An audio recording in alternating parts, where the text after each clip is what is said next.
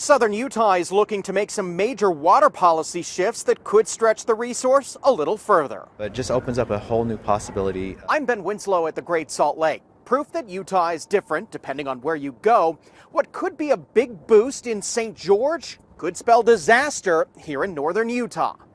We've actually been doing it somewhat for the last 20 years, and so we're just going to be much more aggressive. The Washington County Water Conservancy District, which manages the water supply for a large part of southern Utah, is getting ready to lean into water reuse. This is simply where we take our wastewater and we send it through an ultra purification system where it really cleans up that water so we can reuse it. And a lot of it, the majority of it, will be used outside. The district's manager spoke to me about the plans at the Colorado River Water Users Association in Las Vegas. It's a summit of groups with a stake in the Colorado River. The Virgin and Santa Clara rivers are tributaries.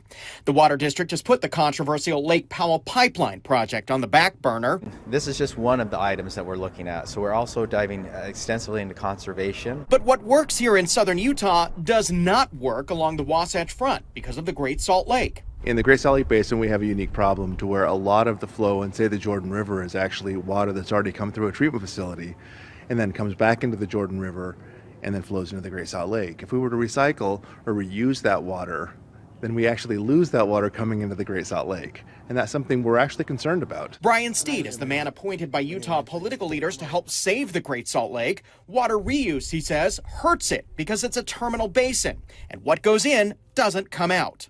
The Great Salt Lake's really unique that way, where on the Colorado River system, of course, we want to recycle that water that we've got. As Utah grapples with growth in water, political leaders are exploring new ideas. Washington County is looking at what's dubbed ultra-efficient landscaping standards. So right now our homes are the best in the state, but we're talking to some developers and they've been very positive about saying, hey, can we go to another level? Lawmakers on Utah's Capitol Hill are looking at changing how you pay for water. We're looking more at the tier, and so that first allotment of water would be fairly cheap, but then it would ramp up very, very quickly. And so it's one of those things that if you're using water wisely and are a good steward, your water bill would be very reasonable, probably about the cost of a cell phone bill.